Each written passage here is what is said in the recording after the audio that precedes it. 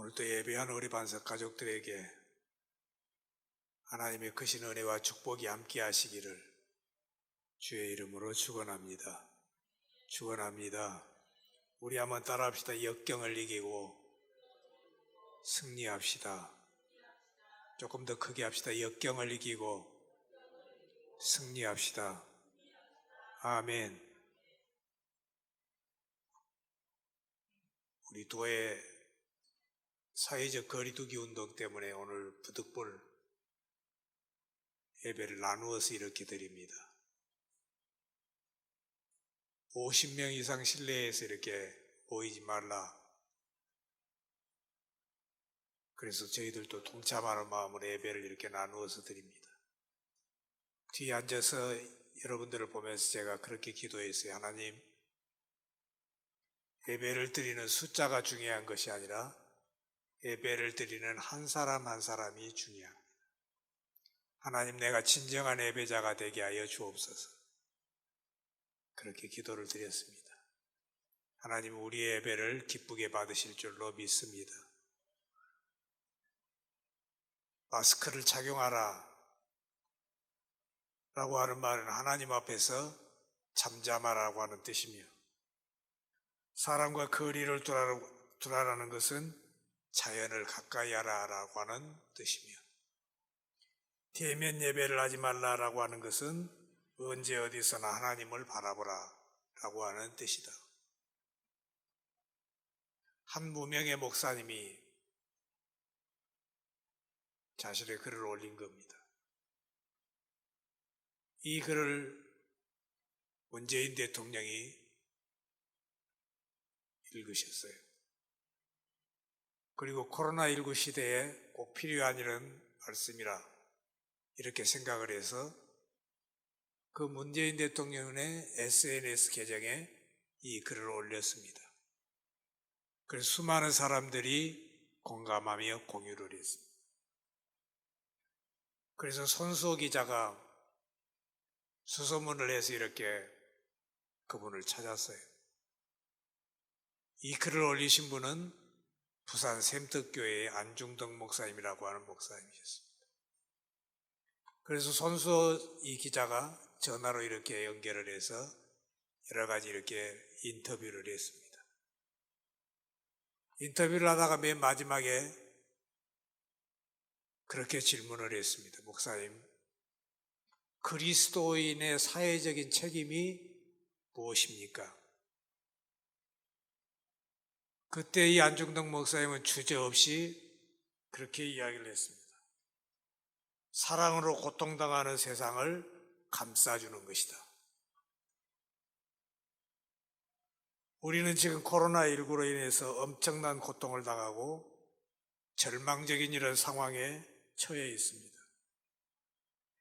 이제는 염려나 불안을 뛰어넘어서 무섭다, 두렵다라고 이렇게 사람들이 말합니다. 위기감과 절망감 속에 이렇게 빠져 있는 것이죠.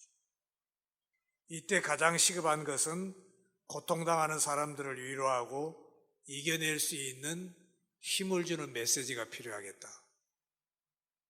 저는 그렇게 생각합니다. 여러분, 교회가 어떤 곳입니까? 교회는 버림받은 죄인들이 들어와서 위로를 받고 희망을 얻는 것이 교회입니다. 그런데 요즘 몇몇 교회와 목회자들 때문에 세상에 위로와 용기를 주기는커녕 더 심한 이런 절망감을 가져다 주는 이런 모습을 볼 때 목사로서 너무 마음이 아프고 가슴이 답답합니다. 그래서 오늘 우리는 어떻게 이 어려운 난관을 이기고 승리할 수 있을까? 그런 말씀을 드리려고 합니다. 여러분, 역사의 그 승리자들, 역사의 위대한 유인들은 어느 누구를 막론하고 수많은 고난과 수많은 역경을 이기고 승리한 사람들입니다. 저 중원의 대륙을 정복했던 징기스칸, 우리나라의 이순신 장군, 미국의 아브라함 링컨, 뭐 우리가 손으로 헤아리려면 헤아릴 수가 없겠죠. 얼마 전 세상을 떠난 스티븐 잡스는 태어나자마자 다른 가정으로 이렇게 입양이 되었습니다. 그래서 어린 시절을 아주 외롭게 자랐습니다. 대학 1년을 다니고 중퇴를 해서 전자게임 회사에 취업을 했습니다. 그리고 1976년 컴퓨터 회로기판을 이렇게 만들어서 애플을 이렇게 만든 것이죠. 이 첫 번째 작품인 애플은 성공을 하는 듯 했습니다. 그리고 이어서 맥킨토시의 컴퓨터를 이렇게 만들었는데 이 성공을 하는 듯 했는데 하드웨어의 부족이라고 하는 그런 이 부족 때문에 회사에서 저는 망상가라고 이렇게 찍혀가지고 회사에서 쫓겨났습니다. 그 후에도 수많은 이런 제품들을 이렇게 출시했지만 성공하지를 못했습니다. 이런 역경과 이런 고난이, 이런 악천후가 그의 인생에서 20년 가까이 전개가 되었습니다. 그러다가 1996년 애플로 다시 복귀해서 우리가 놀랍게 이렇게 여기는 그런 성공을 거두었던 것입니다. 그래요. 인류 역사는 역경을 극복한 성공자들의 이야기가 즐비합니다. 오히려 그 어려움 때문에 그 자기 자신이 갖고 있는 약점 때문에 오히려 잘된 이런 사람들이 너무 많아요. 대표적인 사람이 누굽니까? 바로 바울이죠. 우리가 잘 아는 대로 바울은 육체에 가시를 가지고 있었어요. 심각한 이런 질병을 가지고 있었습니다. 그런데 이런 질병 때문에, 이런 가시 때문에 그가 무너지고 실패한 것이 아니라 오히려 그가 이렇게 가시 때문에, 그의 질병 때문에 연약하기 때문에 하나님을 더 의지할 수 있었고, 그래서 바울은 고백하기를 내가 약할 그때에 곧 강함이니라. 그러니까 자신의 그 가시가, 자신의 약함이 자신을 무너뜨리는 것이 아니라 그것 때문에가 아니라 그것 덕분에 강해지게 되었다. 그렇게 그런 고백을 하고 있는 것이죠. 그렇습니다, 여러분. 약점 덕분에라고 이렇게 말할 수가 있어야 됩니다. 아픔 때문에가 여러분 아닙니다. 아픔 덕분에. 가난 때문에가 아니라 가난 덕분에. 불리함 덕분에, 여러 가지 시련과 역경 덕분에 더 잘 될 수 있다라고 하는 것이 성경이 우리에게 가르치는 진리입니다. 사랑하는 성도 여러분, 우리 한번 따라합시다. 우리는 역경 덕분에 더 잘 될 수 있습니다. 아멘. 역경 덕분이에요. 여러분, 삭개오를 한번 보세요. 유달리도 이렇게 삭개오는 키가 작았어요. 그런데 예수님이 이렇게 오신다는데 키가 너무 적어서 군중들 사이에서 보이질 않는 겁니다. 그래서 삭개오는 그 옆에 있는 뽕나무 위로 이렇게 올라갔습니다. 그가 키가 적었기 때문에 뽕나무 위로 올라갔고, 그 뽕나무 위에 올라간 삭개오가 예수님의 눈에 띄었고 예수님을 만나게 되었고, 그가 예수님께 칭찬을 받았고 그의 온 가정이 구원받는 하나님의 놀라운 은혜와 축복을 누리게 된 거죠. 그래요. 세르반테스는 감옥에서 돈키호테라고 하는 작품을 썼어요. 단테도 감옥에서 신곡이라고 하는 명장을 남겼습니다. 존 버년도 감옥에서 철로 역정이라고 하는 불의의 명작을 남기게 되었던 것입니다. 세계적인 명지휘자인 토스카니니는 본래 첼로 연주자였습니다.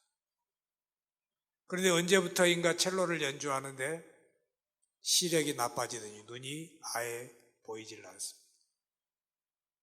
눈이 보이질 않으니까 연주를 하기 위해서 그는 그 모든 악보를 다 이렇게 외우지 않으면 안 되었습니다. 그래서 연주할 때마다 이렇게 악보를 다 외워서 이렇게 연주를 했어요. 그런데 어느 날 갑자기 지휘자가 오셔야 되는데 오지 못하는 공백이 생겼습니다. 임시로 이렇게 지휘자로 발탁이 되어가지고 그는 세계적인 유명한 이런 지휘자가 되었어요. 그렇습니다, 여러분. 시력 때문에 아무것도 못하는 것이 아니라 오히려 눈에 보이지 않는 이런 시력 때문에 그는 더 새로운 지평을 이렇게 열어가게 되었어요. 금세기 최고의 리더십 전문가 잔 막스웰은 실패를 딛고 전진하라고 하는 그의 책에서 역경의 여러 가지 유익을 이렇게 설명해 줍니다. 첫째, 역경은 더 큰 기회를 제공한다. 둘째, 역경은 예기치 않는 유익을 재생한다. 셋째, 역경은 동기를 부여한다. 넷째, 역경은 혁신을 촉진한다. 다섯째, 역경은 새로운 성숙을 가져온다. 한마디로 말하면 더 많은 기회, 더 큰 기회가 역경을 통해서 어려움 때문에 올 수 있다는 것이죠. 우리의 약점 때문에 우리가 예수님을 만나고, 우리의 약점 때문에 우리가 예수님을 체험하고, 우리의 연약함 때문에 우리가 성령의 기름 부음을 우리가 체험하는 우리 성도들, 이 자리에도 수많은 성도들이 그런 경험을 가지고 있습니다. 이 풍랑 때문에, 이 역경 때문에 우리는 하나님과 더 가까워질 수 있습니다. 우리는 우리의 삶에 새로운 기회가 주어질 줄로 믿습니다. 이것이 오늘 본문의 이야기예요. 어느 날 예수님께서 여리고라고 하는 이런 동네에 이렇게 통과를 하고 계셨습니다. 사람들이 웅성댑니다. 예수님이 지나가신대. 메시아라고 약속된 그분이 오셨대. 근데 그분이 병든 자를 고치고 심지어는 죽은 자도 살리신대. 이 이야기를 그 길거리에서 이렇게 구걸을 하고 있던 거지 맹인이 이렇게 들었습니다. 그래서 예수님께서 이렇게 지나가실 때 예수님에게 내 병도 좀 고쳐달라고, 나의 병도 좀 이렇게 치료해달라고 절규하며 이렇게 호소하며 간청을 했습니다. 그런데 사람들은 얼마나 인정머리가 없는지, 이 불쌍한 거지가 예수님을 만난다라고 하는데 시끄럽다고, 조용히 하라고 꾸짖고 이렇게 책망했습니다. 옛날이나 지금이나 사람들은 참 비정합니다. 어떤 사람이 이렇게 역경에 처하고 이 불행한 가운데 있으면 그 사람을 도와주려고 하는 이런 마음을 갖는 것이 아니라 오히려 그 싹을 마저 이렇게 짓밟아 버리는 그런 근성이 사람들에게 있어요. 인정 없는 사람들은 그 불쌍한 거지가 예수님을 만나려고 하는 것을 방해했습니다. 근데 오늘 성경의 말씀에 보니까 이 거지 소경은 오히려 더 큰 소리로, 사람들이 자기를 꾸짖고 책망하는 그 소리보다도 훨씬 더 큰 소리로 예수님께 절규하면서 이렇게 호소를 했어요. 사람들은 그에게 무안을 주고 사람들은 그에게 이렇게 길을 꺾어 놓았죠. 2000년 전이니까 무슨 인권이 여러분이 있었겠습니까? 이 거렁뱅이야, 조용히 하란 말이야. 이 달달 봉사야, 좀 조용히 해야. 이런 모멸감을 이렇게 느꼈습니다. 그런데 이 사람은 그럼에도 불구하고 더 큰 소리로 나를 불쌍히 여겨달라고 이렇게 호소하고 간청. 예수님 저를 불쌍히 여겨주세요. 사람들이 비난하는 그 소리보다도 더 큰 소리로 그는 부르짖어 간청했습니다. 여러분, 군중들의 소리가 모이면 얼마나 시끄럽습니까? 잘 안 들려요. 근데 이 사람은 군중들의 그 소리보다도 훨씬 더 큰 소리로 주를 향해서 이렇게 외치고 호소하는 것이죠. 사랑하는 성도 여러분, 우리는 인생의 어떤 역경에서도 승리할 수 있습니다. 해낼 수 있습니다. 극복할 수 있습니다.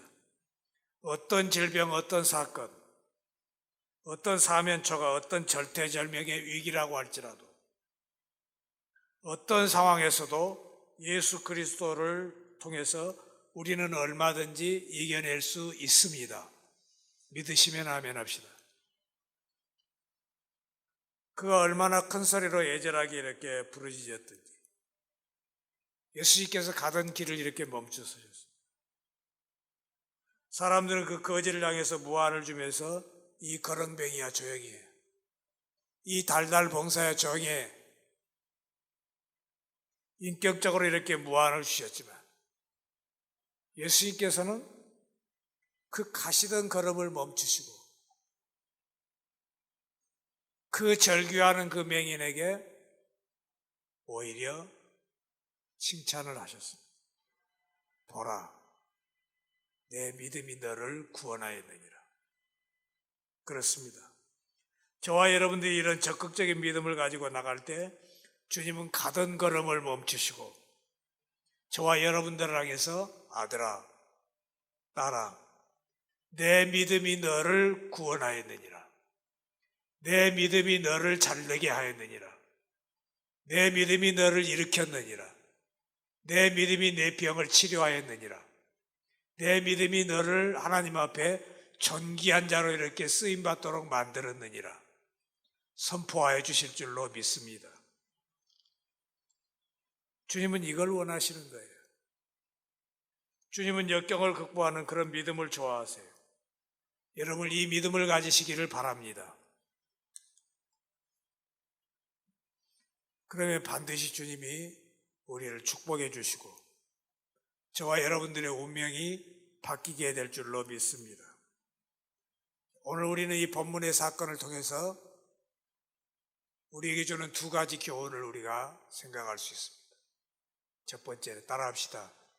힘들고 어려울수록 주님께 긍휼을 호소합시다. 아멘. 사랑하는 성도 여러분, 우리 인생에 뜻하지 않는 역경이 있고 어려움이 있고 또한 시련이 있을 수 있습니다. 어느 날 별것 아닌 것이다 고 생각하고 병원에 갔는데 사형 선고를 받기도 하고 이런 뜻밖의 일들이, 이런 생각지도 예기치도 않는 이런 일들이, 이런 시련들이 우리 앞에 얼마든지 있을 수 있습니다. 그런데 성경은 우리에게 이러한 상황 속에서 우리가 이런 것들을 해결할 수 있는 아주 심플하고 간단한 이런 해결책을 제시해 줍니다.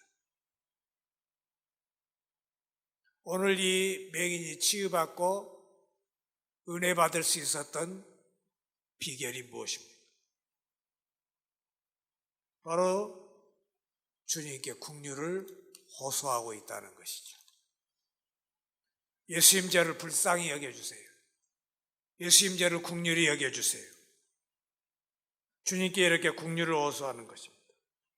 사랑하는 성도 여러분, 외롭고 힘들 때, 답답할 때, 마음이 우울해지고 울적해질 때 그때 주님을 향해서 주여 나를 긍휼히 여겨 주시옵소서, 주여 나를 불쌍히 여겨 주시옵소서 이렇게 기도하시기 바랍니다. 이 한 소절의 기도가 필요해요. 여러분 이 기도가 어렵습니까? 어렵지 않아요. 주님 나를 긍휼히 여겨주세요. 주님 나를 불쌍히 여겨주세요. 어렵지 않잖아요. 이 짤막한 기도 한 소절이 주님의 마음을 움직일 수 있습니다. 사랑하는 성도 여러분, 이 코로나 때문에 이렇게 힘들어하는 수많은 사람들, 오늘 저와 여러분들이 그들을 위해서 무엇을 할 수 있을까요? 우리가 할 수 있는 일이 별로 없어요. 우리가 할 수 있는 일은 하나님, 이 코로나로 인해서 고통당하는 이 백성들, 이 나라 이 민족, 우리의 이웃을 불쌍히 여겨 주옵소서. 기도하는 방법밖에 없습니다. 이것밖에 우리가 할 일이 없어요. 그러면 주님께서 호소하는 사람들의 그 기도를 들으시고 민망히 여겨주실 줄로 믿습니다. 측은하게 여겨주실 줄로 믿습니다. 오늘 이 자리에서 주님께서 저와 여러분들을 우리 인생을 민망히 여겨주시는 은혜가 임하기를 주의 이름으로 축원합니다. 측은히 여겨주실 줄로 믿습니다. 힘들고 어려울수록 우리가 주님의 긍휼하심을 호소해야 돼요. 힘들고 어려울수록 주님께 더 가까이 나가서 주님을 붙들어야 돼요. 그 다음에 두 번째 교훈은 뭡니까? 따라합시다. 힘들고 어려울수록 더욱 적극적인 믿음으로 나아갑시다. 아멘. 사람들이 아무리 길을 걷고 사람들이 아무리 이렇게 책망하고 나무랄지라도 방해를 할지라도 그들보다도 더 적극적인 자세를 취하면 승리하게 될 줄로 믿습니다. 그 어떤 장벽이나 역경에도 굴복하지 않고 더 크게 부르짖는 적극적인 믿음으로 주님을 향해서 나아가야 됩니다. 이 믿음이 우리들에게 필요해요. 그랬더니 여러분 어떻게 되었습니까? 성경은 이렇게 이야기하지요. 이 사람이 적극적인 믿음으로 나아갔더니 예수님께서도 적극적인 반응을 하시더라는 겁니다. 적극적인 믿음으로 나아가니까 예수님께서도 적극적으로 찾아오셔서 측은히 여기시고 내가 너에게 뭘 하여 주기를 원하느냐? 내 소원이 무엇이냐? 따뜻한 목소리로 주님께서 그에게 말씀해 주시는 것이죠. 사랑하는 성도 여러분, 우리가 더욱 적극적인 믿음으로 간구하며 부르짖을 때 예수님이 직접 찾아오셔서 도와주실 줄로 믿습니다. 은혜 주실 줄로 믿습니다. 그 어떤 불가항력적 운명도 새롭게 바꾸어 주십니다. 여러분, 우리의 인생은 얼마든지 반전의 역사가 될 수 있습니다. 그러니까 지금 우리가 이 코로나19 때문에 고통을 당하고 있지만 이 코로나 때문에가 아니라 코로나 덕분에라고 하는 우리 인생의 반전이 있기를 주의 이름으로 축원합니다. 그래요, 여러분. 극복될 수 있어요. 더 낫게 회복될 수 있습니다. 더 좋은 기회가 될 수 있습니다. 더 큰 유익이 우리에게 찾아올 수 있습니다. 예수님은 저와 여러분들에게 이 세상 살아가는 과정이 만만치 않고 이 뜻하지 않은 이런 역경과 어려움이 있다고 할지라도 우리에게 희망을 주시죠. 예수님 뭐라고 우리에게 희망을 주십니까? 요한복음 16장 33절에 너희가 세상에서는 환난을 당하나 담대하라. 내가 세상을 이기었노라. 세상을 이기신 예수님께서 세상을 이길 수 있는, 이 시련을 이길 수 있는, 이 역경을 이길 수 있는 힘을 저와 여러분들에게 주실 줄로 믿으시면 아멘 합시다. 따라합시다. 우리는 예수님의 도우심으로 역경을 이기고 승리자가 될 수 있습니다. 아멘. 예수님의 이 도우심으로 어떤 역경도 이길 수 있어요. 예수님의 도우심으로 어떤 시련도 우리는 이길 수 있습니다. 사랑하는 성도 여러분, 여러분들이 살아가는 세상 힘들고 어려운 난관들이 많이 있을 줄 압니다. 그러나 힘들고 어려울수록 주님의 긍휼을 호소하십시오. 힘들고 어려울수록 더 믿음으로 적극적으로 나아가시기를 바랍니다. 반드시 하나님이 저희들에게 은혜 주실 줄로 믿습니다. 도와주실 줄로 믿습니다. 이런 은혜와 축복이 우리 모두에게 있어지기를 주의 이름으로 축원합니다. 기도하시겠습니다. 거룩하신 우리 아버지 하나님, 은혜를 감사합니다. 코로나 때문에 우리가 정말 위기를 맞아 절망하고 불안해하고 두려워합니다. 하나님, 그러나 우리의 믿음의 사람들은 어려울수록, 이런 때일수록 우리 주님께 긍휼을 호소하게 하여 주옵소서. 예수님, 긍휼히 여겨 주시옵소서. 예수님, 이 코로나 때문에 고통당하고 있는 이 민족을 긍휼히 여겨 주옵소서. 날마다 주님 앞에 긍휼을 호소하는 우리 성도들이 되게 하여 주시옵시고, 하나님, 우리가 이렇게 어려울수록 주님을 더 적극적으로 의지하고 더 믿음으로 살아갈 수 있는 큰 믿음들을 저들에게 허락하여 주시옵소서. 예수님의 이름으로 기도하옵나이다. 아멘.